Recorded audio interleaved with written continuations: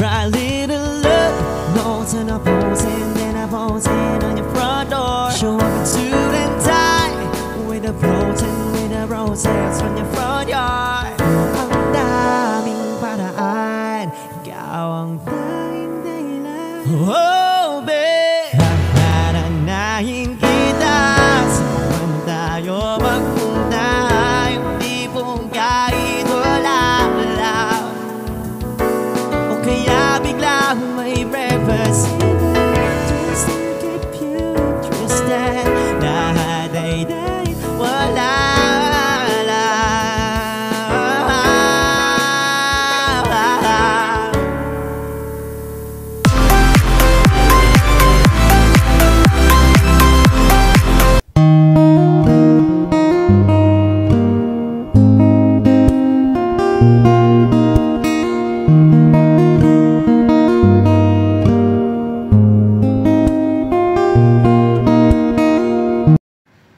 Good day mga ka-farm lahat. Ayan, so kamusta po kayong lahat? So almost months din po tayong hindi naka-upload. And yun mga ka-farm lahat, sa mga buyer po natin na naghahanap ng good and unique property investment. Ayan, so meron po tayong new available. Subdivided beach lot po ito. And ang location po nito is San Francisco, Quezon. Ayan, so napakaganda ng property mga ka-farm lahat. So almost 90% flatland property po ito and beachfront to mga ka-farm lahat. Ayan, so along provincial road po ito. Ayan, kung mapapansin nyo. So, along provincial road po yan. And from Manila, almost cemented road po yung dadaanan natin. Ano.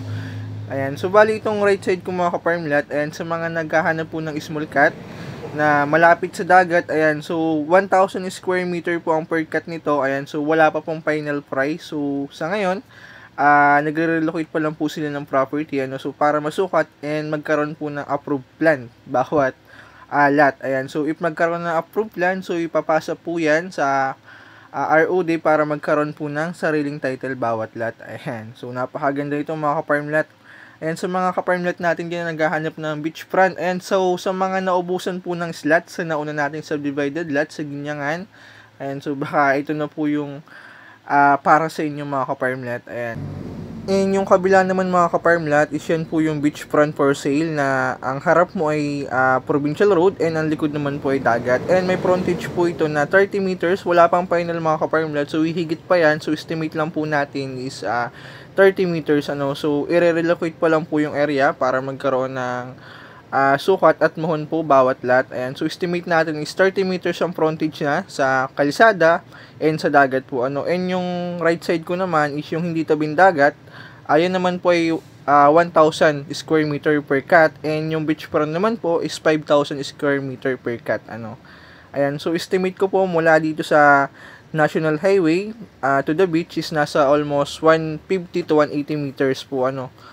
Yung haba niya going sa beach. And may frontage po na 30 meters bawat cut. Ayan. So along provincial road to mga ka-farm lot. Kaya sa mga buyer natin dyan na naghahanap ng unique property investment. Ayan, so baka ito na yung hinahanap mo. Bakit unique mga ka-farm lot? Kasi bibihira po ang beach lot for sale na merong rock formation. So meron po tayong inopen lot sa Ragay. So 6 lot po yun and 1 slot lang po yung merong rock formation. So dalawang buyer yung nagunahan kasi bibihira po talaga yan. So ayun mga ka-farm lot, nako, halos lahat po ito merong rock formation. And, pero depende rin sa taste ng buyer syempre kasi may mga buyer na ang gusto is yung plain, kumbaga yung open area, buhangin lang. And yung iba naman, yung gusto ay merong unique or kakaiba sa property. Ayan, so baka ito na yung hinahanap nyo. Inyan mga ka-farm lot, dyan tayo galing kanina sa provincial road. Ayan, sa may dumaang motor. And ito po yung loob ng area. Ayan, so ito na po yung property and almost 90% flatland property itong mga ka-farm lot. Ano? So if magkaroon ng bentahan, kung ano po yung nasa loob ng property, so kasama na po yan, no? Wala nang tatagkalin dyan. Kung may nasakop man pong coconut yung area, so kasama na po yun sa bentahan mga ka-farm lot. Ano? So ilang good thing dito, if may masakop tayo na buko, so libre na yan mga ka-farm lot. So unlike sa Manila na bibili ka pa, so dito libre lang yan mga ka-farm lot. Ayan, so napakaganda ng property. Although flatland to mga ka-farm lot, so overlooking yan sa dagat. So pwede po tayong magtayo o gumawa ng infinity pool tulad nito. Idea lang yan mga ka-farm lot na pwede rin natin gawin sa property. Ano, so napakaganda po yan. Inyan, bali pupuntahan po natin yung baybay niya.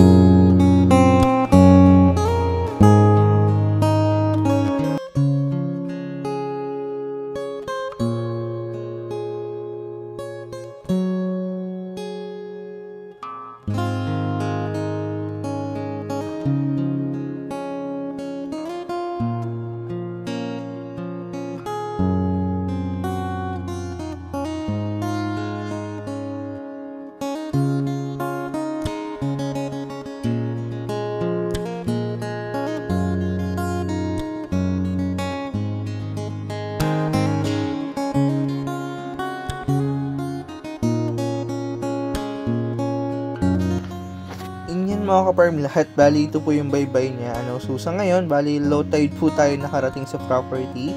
And ayan, so ganito po ang itsura ng property if low tide, ganito yung dagat niya. And kung makikita nyo, and so bali yan po yung mga rock formation. Ayan, so yan, bali 30 meters po ang frontage ito sa likod. Ayan, mamimili lang po kayo kung ano yung gusto nyong spot. And ayan, so sa ngayon low tide, abot yan po yung tubig niyan. And pag high tide naman mga ka-farm lahat, so ang tubig niya is abot po dun sa tinatayuan ko, Ayan, so yan mga ka-farm lahat, maraming coral. So kaya kung mahilig ka mang isda, ayan, if high tide, so pwede ka pong mamana dyan. Ayan, so ganito naman po itsura ng buhangin niya. So puro pebbles yan mga ka-farm lahat. Ayan, so yan ang maganda dito, so idea din kung for retirement na hanap mo, pwede po tayong bumili ng bangka. Ayan, so mag-enjoy ka dito mga ka-farm lahat. So pwede kang mamangka dyan, and pwede ka pong pumunta sa kabilang isla, yung tinatawag na Isla Sombrero po ba yun? Alibihaban, ayan. So pwede nyo pong i-search, yan, sa tapat po yan ng San Andres, Quezon, yung isla na dinadayo na rin, kasi white sand po yan. Ayan, so marami po kayong beach na resort na pwedeng puntahan, aside dito, if mahilig po kayo sa dagat, ayan. In note, malinis po ang dagat dito mga ka-farm lot. Although meron siyang rock, pero halos wala kang makikitang basura dyan. And yun sa mga buyer natin dyan na naghahanap ng good and unique property investment. Ayan, so bakit ko nasabi na unique? Kasi bibihira po yung property beach for sale na merong rock formation. Ayan, so although syempre depende rin sa taste ng buyer na nabanggit ko kanina. Syempre may mga buyer na ang gusto is may mangrove area, may buyer naman na ang gusto is yung open. And so depende po sa taste ng buyer Pero yan, kung naghahanap ka nga po ng unique property in good investment, ayan, I suggest na beach po yung piliin nyo. Why? Kasi mas mabilis po mag-appreciate or tumaas ang value ng beach unlike sa farmlet So kasi ang beach po is bihira po ang nagbebenta, kaya mas mabilis tumaas yung value niya. Unlike sa farmlet na kahit saan meron. And ang good thing dyan mga ka-farmlet, ang advantage ng property natin ngayon is along provincial road po ito, accessible puntahan, unlike sa ibang property beach for sale na kailangan mo pang pumasok o maglakad ng pagkalayo-layo before ka makarating sa dagat. Inyon mga ka-farmlet, if you decide to buy the property for investment, and I suggest na i-check nyo muna yung documents before nyo bilhin. Kasi kahit anong ganda ng property, kung merong problema ang papel, so hindi rin natin may bibenta sa gusto natin presyo or baka malugi pa tayo sa investment natin. And ang good thing dyan mga ka-farmlet, so lahat po ng binibenta natin beach for sale is clean title po yan. And yan, kung wala ka pang idea sa pagbili ng farm or sa document, so pwede nyo po akong i-message para makapag-share din po ako based sa aking experience na konting idea and tips before you buy the property. Inyan mga ka-farmlet, abot dito lang po ang video natin. Ayan, kung interested ka, so message nyo lang po ako sa Viber, WhatsApp, and subscribe nyo rin po yung YouTube channel natin, Ideal Farmlet, para lagi po kayo updated sa mga bago nating video. And thank you mga ka-farmlet kasi road to 4K subscriber na po tayo. Inyan mga ka-farmlet, tingin-tingin lang po kayo sa mga naghahanap ng farmlet dyan, na kung hindi man sa akin, I hope sana makakuha na po kayo ng dream property nyo. And mga ka-farmlet, this year marami po tayo ongoing na available property. Ayan, so yun mga ka-farmlet, thank you po and God bless sa ating lahat. Right little love, notes and a posing, then a posing on your front door. Show up in suit and tie, with a protein, with a roses from your front yard. Ang daming paraan, ikaw ang tanging dahilan.